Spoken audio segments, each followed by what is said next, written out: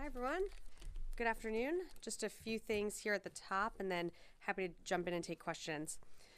So on Monday, Secretary Austin will depart for Germany, where he and the chairman, Chairman C.Q. Brown Jr., will host the 20th meeting of the Ukraine Defense Contact Group at Ramstein Air Base. The Secretary and the Chairman will join ministers of defense and senior military officials from nearly 50 nations around the world to discuss the ongoing war in Ukraine and reiterate that the United States and this coalition continue to stand with the people of Ukraine and that we will not let Ukraine fail in its war to defend themselves against Russian aggression.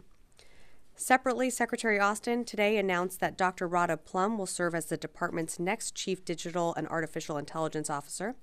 Dr. Plum currently serves as the Deputy Undersecretary of Defense for Acquisition and Sustainment, and during her time has worked to address critical acquisition matters in defense of our nation, including maintaining and strengthening a robust national security industrial base and supply chains. Dr. Plum's expertise will enhance the CDAO's innovative efforts and help accelerate the department's adoption of data, analytics, and AI to generate decision advantage.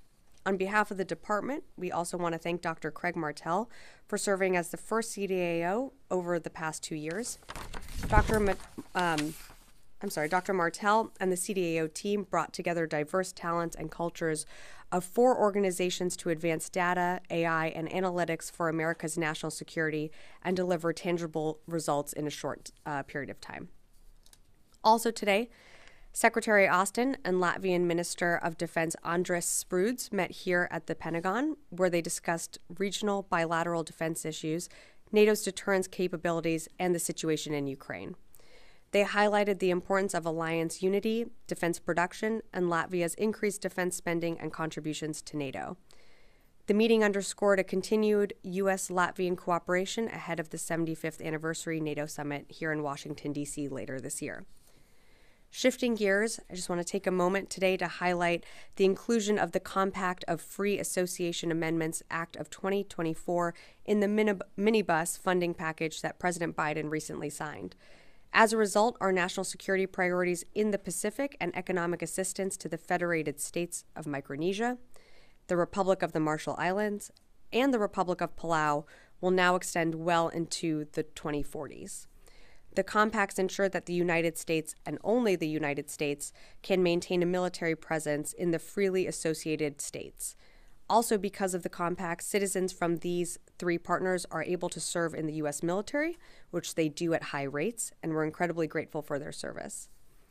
As you heard the department earlier this year, extending the compacts was one of the most important things Congress could do to help drive our Indo-Pacific strategy. And thanks to the leadership of this administration, hard work across the interagency, and a strong bipartisan majority in Congress, we got it done together. Also in the Indo-Pacific this week, in Thailand, the 15th iteration of Exercise Hanuman Guardian began with 2,000 soldiers of the Royal Thai Army and U.S. Army specific. AG-24 is designed to enhance striker-centric training, long-range artillery, bilateral aviation, medical, and battle staff capabilities. A strong, forward-looking U.S.-Thai defense alliance helps foster a free and open Indo-Pacific region where all countries enjoy peace and prosperity. And for more information, I would direct you to Army Pacific Public Affairs. And finally, Secretary Austin will go to Walter Reed National Military Medical Center tomorrow afternoon for a scheduled routine follow-up appointment with his doctors. The Secretary continues to recover well from his medical treatment earlier this year, and you can expect that he'll be conducting these types of follow-on checkups from time to time. We will be sure to keep you updated regarding any significant developments as appropriate. And with that, I'm happy to take your questions. I think we have Lita Baldor, AP, on the phones with us right now. Hi, Sabrina. Thank you very much. Just 2 quick things on Haiti. General Richardson this morning talked about plans for a NEO. Can you say what, if anything, the Pentagon is doing right now to prepare for any potential NEO? And has there been any request yet for the Pentagon to do anything? And separately, can you tell us if there's any actual planning or preparations going on right now at Guantanamo for any possible migrants to flow there? Thanks, Lita, for your questions. I think you're referring to the General Richardson's testimony on the Hill. So right now, the embassy in Port-au-Prince remains open. We did enhance our security posture there over the weekend and earlier this week, but the embassy continues to remain open at this time. As you can appreciate, we are a planning organization, but that's not something that we are planning for right now. I would direct you to the State Department for further guidance or more answers to your questions about the embassy specifically. But again, our mission right now with the personnel that are on the ground is to shore up security at the embassy, and we were able to remove some non-essential personnel, but that's our main focus at this time. In terms of any requests at Guantanamo Bay, we are certainly in touch with the Department of Homeland Security, with the State Department. I don't have anything to preview right now at this time, but should that change, we'd certainly keep you updated. Yes, Jen. Sabrina, the Army found $300 million in spare change for weapons for Ukraine. Are the other services going to find something similar, and will we hear about those weapons this week? If there is any other contracts that come in under bid, we would certainly let you know. But this does happen, but it was a unique circumstance. And given what's happening on the battlefield in Ukraine, the fact that they are having to, fortify their defensive lines and having to give up some territory in order to do that, the Secretary, the President felt that it was important to use this, these contracts that came in under bid in order to supply a PDA package, an emergency one. But it's only the Army that had these contracts that were under bid? It's only the Army right now. Again, if there are any other contracts that come in under bid, we'd certainly keep you updated. The administration finally decided to provide ATACMS, the longer range weapons, to Ukraine, given the delay of 5 months of weapons that they need? Yeah, I don't have anything to announce from here today. I think on our website on defense.gov, you can see a breakdown of some of the items that are included in the package, but I just don't have anything more to speak to at this time. Joseph, yeah. Thanks. Two questions. One on the Houthis. This morning, or earlier today, the White House said that there's no indication that they have had access to a hypersonic weapon. Yeah. Do you guys, agree with that assessment? One, but two, are you concerned? Is the department concerned that these strikes that the U.S. has been carrying out since January have not deterred them from their attacks in the Red Sea? One, and two, are you guys concerned that these attacks may have, forced the Houthis to look at more expanding their capabilities in different manners? So on the first one, I think you're referring to reports out there that they have used a hypersonic, and I can tell you that is inaccurate. We have no indication that they even have that capability. Second, to your point on just deterrence in the region, I mean, again, look, we're going to continue to conduct these dynamic strikes. We feel confident that we continue to degrade the Houthis' capabilities, but we know that they still continue to get access and are provided weapons and capabilities and support by Iran. That support continues. We haven't seen that lag in any way. And we know that they have these sophisticated systems and weapons, but we're going to continue to support what we're doing through Operation Prosperity Guardian to make sure that commercial ships can continue to transit that very important waterway, which is the Red Sea. And we're also going to defend our interests while doing so. Is the department looking at increasing, not capabilities, but efforts to cut the resupply of these weapons from Iran? We continue to look for ways. I mean, you've seen CENTCOM lead some interdiction efforts, but there are other ways that Iran is able to supply the Houthis. But we continue to monitor how they get weapons. But beyond that, I wouldn't get into a further intelligence assessment. Sorry, sure. If you allow me. CNN reported, I think yesterday, that the U.S. military has finished an additional review of the Abbey Gate bombing that killed 13 American service members. Can you share anything about that investigation or the results of it? I don't have anything to share at this time. That is the additional review that CENTCOM led. I believe they will be briefing families, so I'm not going to get ahead of that. Once that's concluded, of course, we will share the results. Natasha. Thanks, Sabrina. Can you give us an update on the Besson? Has it arrived in the Eastern Med yet to start those efforts to construct the pier and the causeway? And also, do you have any more updates on kind of how this operation is going to look in terms of the security that's going to be, in Gaza, helping with the distribution of the aid once this is all up and running, or anything else you can tell us about how this is going to actually look once it's set up? Yeah, so in regards to the Besson, I'm not aware that she's on station yet. I believe most of the ships have left or will be departing in the coming days. Again, as we announced, I believe it was last Friday, General Ryder was up here announcing our efforts to establish this floating pier. From when he announced it was going to be approximately 60 days. So doing the math, it's just over 50 days now. And that's for when ships will actually arrive on site and be able to construct this floating pier. But I'm not aware that they're there yet. In terms of your second question on aid distribution, I think that's Regional partners and basically is this taking shape more? Right. So still working through that. We are in, of course, communication with the IDF, with other partners in the region on what aid distribution would look like, what security around this floating pier would look like. I don't have an update for you at this time just yet. When we get closer to announcing something, we'll certainly keep you updated. Just shifting gears for 1 sec, the Department of Defense, they announced that they were examining that balloon that was found by fishermen off the coast of Alaska. Do you have any updates on when that review might be complete, or any preliminary indications of what the balloon was, for example, if it's a spy balloon? No indications yet. It's something that the department is reviewing right now at this time, and being able to exploit some of the details of what we're finding. But I just don't have more information at this time. When we are ready to share that, I'm sure we will. Constantine. Thanks, Sabrina. So as far as the Navy's amphibious ability is concerned, the USS Boxer has been delayed from deploying for several months now. I think just in the last few days, the USS Wasp, which is undergoing a maintenance period, had to limp back into port. And this is all happening as we're talking about a possible NEO in Haiti. So, very broadly, I guess my question is, does Secretary Austin have faith in the Navy's ability to maintain its fleet of amphibious ships? The Secretary absolutely has confidence in the Navy. I would direct you to the Navy for more updates on specific ships. I just don't have that in front of me. But the Secretary is very confident in the Navy and its abilities to be able to conduct whatever mission is tasked, that they're able to do it.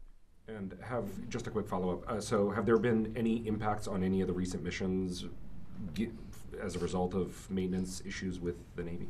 For more maintenance details, I would direct you to the Navy, but not to my knowledge. Janie. Thank you, Sabrina. Great to see you.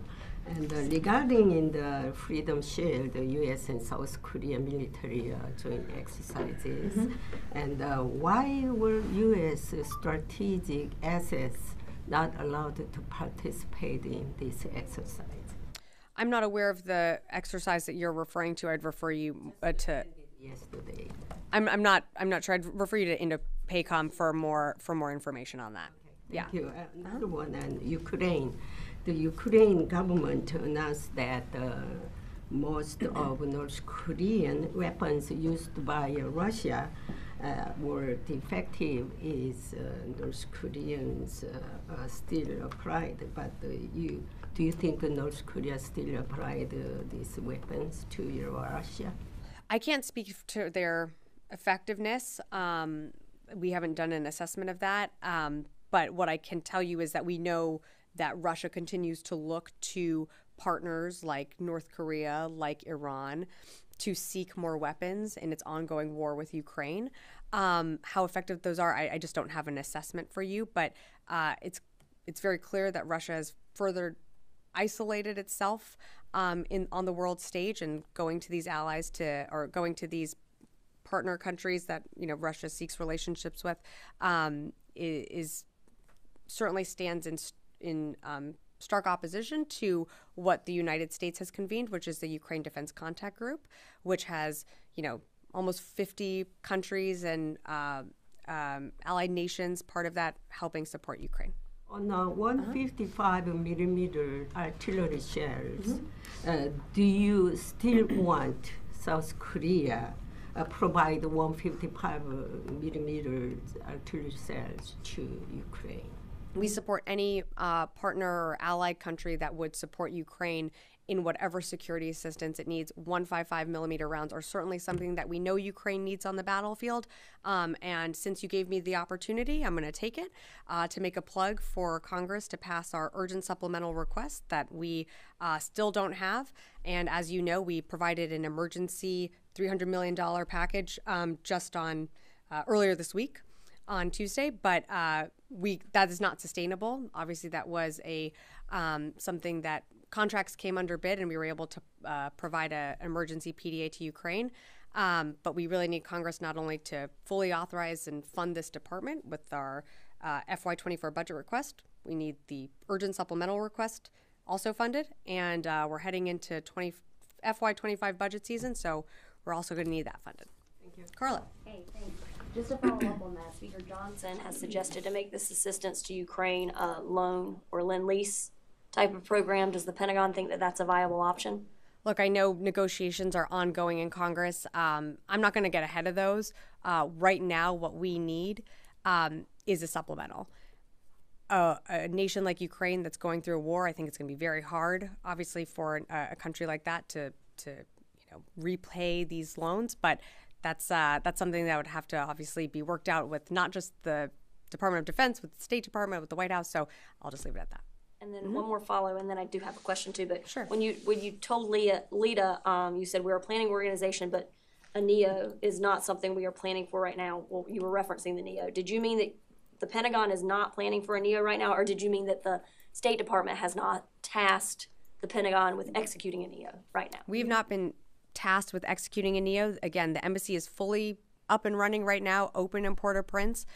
Yes, we have installed additional security personnel there to reinforce our security posture there, but that's all they're doing is just securing the embassy. We plan for a range of contingencies. I don't have anything more to share today. Okay, and then my last question is on Turkey's president. President Erdogan has said that Ankara is going to be able to hopefully recoup $1.4 billion that it paid for the F-35s. It was blocked from buying those. Can you provide us any sort of update on that? Can you confirm that that will happen? What's going on with those talks now between Turkey and the U.S.? I don't have any update on that. I direct you to the State Department. Yeah. Yes. Me? Over to you. Yes. Thank you. Unless Thanks, you don't have a question. Regarding U.S. Forces in Syria, is there any change in their positions? No, there's been no posture changes. Just to follow up. So there's no plan to relocate or withdraw them from Syria? I have no updates to announce. There's been no changes to our force posture in Syria or Iraq. I'm asking this because according to some reports, Russia and Syrian government are coordinating to move towards the eastern part of the country that borders with Iraq. Yeah, I cannot confirm those reports. Again, our posture hasn't changed. Our mission in Syria and Iraq remains to ensure the continuing defeat of ISIS. I have no posture changes to announce today. Yeah. Go ahead. Thank you, Sabrina. So I asked about this on Tuesday, and I thought maybe we could just get some more clarity. So in terms of the temporary port that's being constructed, it would seem from the perspective of the U.S. taxpayer who's funding that and the civilians in Gaza who now have to wait 60 days to get the aid, that it would seem more logistically to make sense to use a port either in Egypt or Israel and bring the aid through. So why are we constructing a port instead of doing those two things? Yeah, no, I appreciate the question, and you're not going to get much more of a different answer than you got on Tuesday. But to clarify, this is a floating pier with a causeway, and in terms of other access points, this is what the U.S. military deemed as the most efficient way to get aid in with our capabilities, and that's why that decision was made.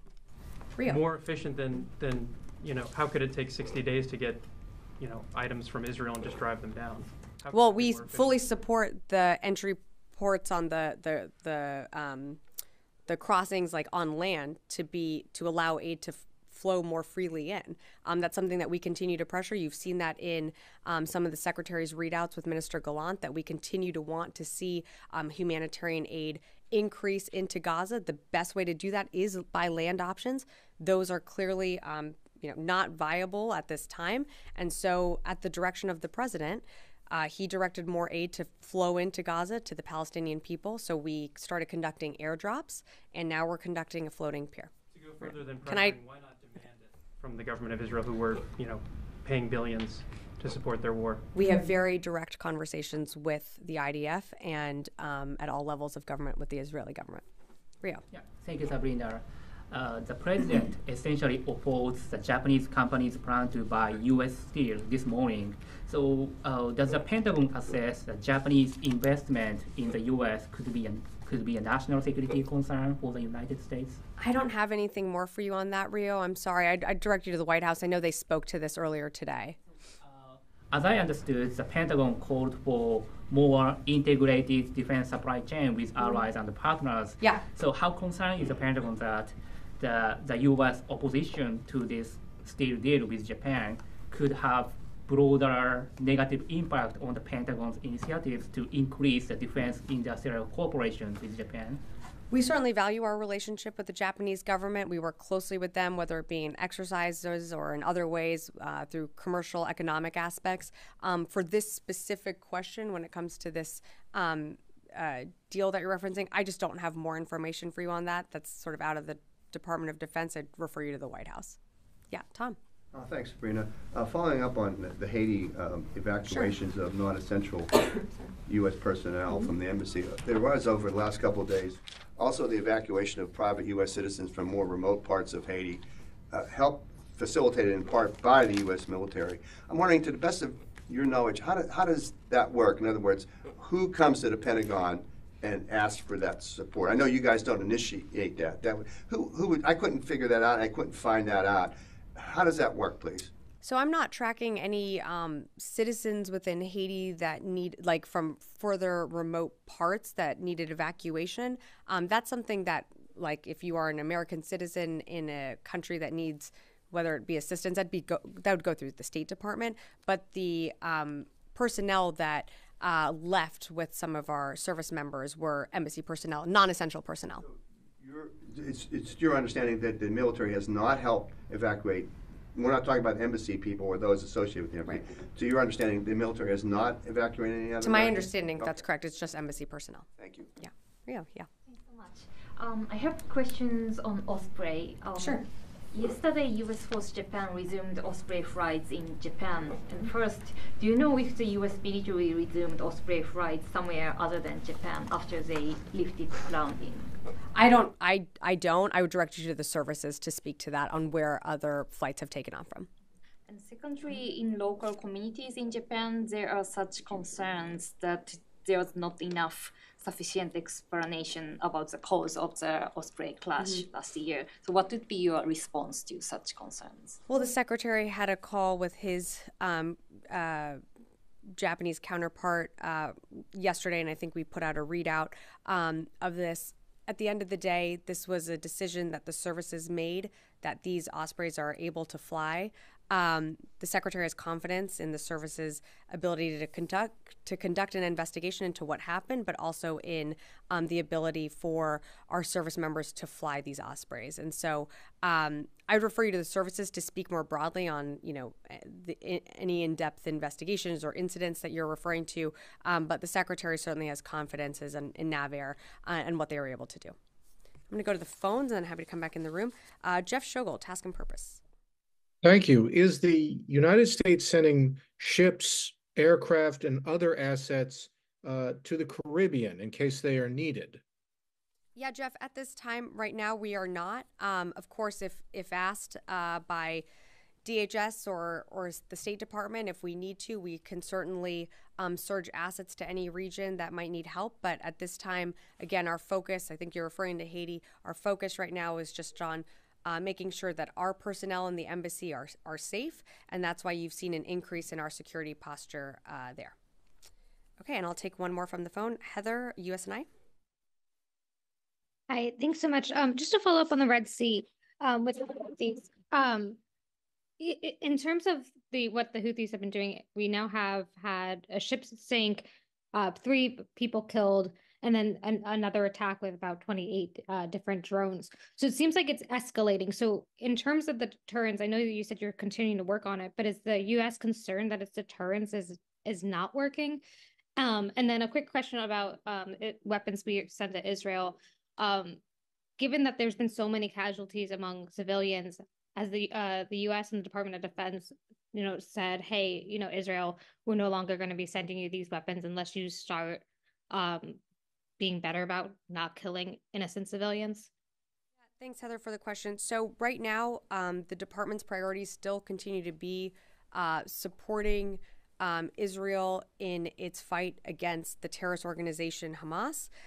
So that does include security assistance, and that is through FMF and FMS. But as you are seeing, this department is working around the clock to also provide humanitarian aid to Palestinians in Gaza, whether that be through aid drops, and I think I want to say we had our 10th one this morning, and then of course the floating pier that we will be setting up that will be off the coast of Gaza that will be able to get whether it be meals, water, whatever else the people need, be able to flow that into to Gaza at a more regular rate. In terms of your question on the Red Sea, again, we're under no impression that we have completely wiped off the map all of the Houthis' capabilities. We know that they continue to have a robust arsenal. They continue to threaten commercial shipping. I would put the question back onto you, though, and when you're thinking about this, is that every time the Houthis strike a commercial ship or threaten that passageway, they are endangering commerce in the region. They are putting at risk 12 to 15% of the world's commerce that flow through. That doesn't just impact the United States. That doesn't just impact Israel. That affects the entire world, including the people in Yemen. And so, like you mentioned with the Ruby Mar that was recently, that they did hit and that was sank, that was carrying pounds and pounds of fertilizer, not to mention oil that is now leaking out into the Red Sea that's going to cause an environmental disaster right in their backyard. So it's up to them to make the calculation on when they decide to stop these attacks. I can tell you that the United States military, in conjunction with our partners and allies, will continue to hold the Houthis accountable. Yes, Jen. Sabrina, is it your assessment or the Pentagon's assessment that the Iranian spy ship that is back in the Gulf of Aden is assisting with the targeting that the Houthis when they fire these missiles or drones? And if so, is it a legitimate target? Yeah, I'm not going to get into our intelligence assessments. This ship has been there for many years, long before this conflict, sort of started in the Red Sea. It's a ship that, rotates out with other Iranian ships. They obviously have equities in the region, so we're fully aware of its ability to operate there, but beyond that, I just wouldn't be able to speak to that. For Djibouti, after the U.S. and Britain started attacking Houthi sites in Yemen, it left, it returned. Is it involved with, is it a legitimate target? Yeah, no, I appreciate the question. I'm just not going to get it further into that. Thank you, Jen. Yes, and then come back over here. Thank you, Sabrina. So completely different topic, but I just wanted to ask you about Sentinel, the Air Force program that's under review. The 2025 budget includes funding for this program. So is that like getting ahead of the review? Is that saying the program's already cleared? I would direct you to the Air Force for more specifics on that. I just don't have that in front of me. I just don't have anything to add. Yeah. Yes, last question. Thank you, Sabrina. My question will be about the defense budget overview that published by the DoD. One specific part, especially a graphic, catch my attention. It's about 2024's budget, the fiscal year 2024. It says the supplementals, under the supplementals, Ukraine has $44 billion of aid, which is fighting a nuclear power country like Russia with its tanks and planes and everything. On the other hand, the help to Israel is $10 billion, quarter of the amount that you are spending for an army that fights a conventional, proper army. Can you give us a breakdown of this amount? Is that including the annual $3 billion aid as well? I don't have a breakdown in front of me. OMB, of course, that website has our budget breakdown, and you saw the secretary and others testify on the Hill on FY24. And of course, we still don't have that budget approved. Now we're moving to FY25. What I can tell you is that we can do many things at once. We can continue to support Ukraine with what it needs on the battlefield through security assistance. We can continue to support Israel, one of our longstanding allies, in its fight against Hamas. And one of the things that the budget, of course, is guided by is our NDS, which, of course, always keeps an eye on our pacing challenge in the Indo-Pacific, which is the PRC. But for a larger budget breakdown, look, I just don't have all of that in front of me. I would direct you to OMB's website. And for the aid ship that is going to Gaza, you just said south of Gaza. You will put the Pearl at the south of Gaza. Is that? I don't think I said a location. No, I don't think I did. If I did, I did not intend to. We don't have a location yet. That's not something that we're going to speak publicly to yet. It's not a ship. Just to correct you there, it's a pier that will be able to. It's a Trident pier that will, of course, be able to be, basically breached into the beachhead, and then we'll have a floating pier further off site that will allow for ships and cargo to basically go there and then be transited to that floating causeway. Yeah. All right. Yeah. One more question. Yeah. Is the U.S. military still conducting ISR operations or flights over Gaza to help Israel? We continue to work with the Israeli government in trying to free those hostages. One of the things that we were doing is flying some of that ISR, but beyond that, I just don't have more for you. The department is currently doing that. I'm not going to speak to what we're currently doing, but we are, of course, assisting in any hostage recovery and rescue that we can do. One of the things that you heard us speak to at the very beginning was flying ISR, but I just don't have more for you on that. And I'm sorry, I thought I had seen Anne, and then maybe your question got answered. Actually, a follow-up earlier on Sure. the Marines in Haiti. I mean, if you can say anything more about their mission there, and sorry if this has been asked before, but has the reason why the Marines aren't involved in an evacuation of U.S. citizens in Haiti, is there any reason for that other than the White House has not asked? Is there any That's not their mission right now. Their mission is to secure and make sure that our embassy personnel are safe. Obviously, the environment continues to change in Haiti. What we want to see here, and I know my colleagues at the State Department can speak to this much better, but we want to see, governance restored, security restored in Haiti. Until that happens, we also need to protect our personnel. That's just what they're doing. They're just there at the embassy. Should they be tasked with something different, of course, they would be able to respond. But right now, their mission is just to secure that embassy. Do you know how many Americans are in Haiti right now beyond the embassy personnel? I don't. That would be something that the State Department might be able to help with. All right. Thanks, everyone. Yeah. I just want to be absolutely clear on your response to me. To the best of your knowledge, no U.S. military personnel has helped evacuate any U.S. citizen beyond those at the embassy. To the best of my knowledge, it has been embassy personnel, that non-essential personnel that have left. And of course, I would direct you to Southcom for more information on, our presence there. But again, it's the folks that are on the ground right now are just there to ensure the security of the embassy. All right. Thank you.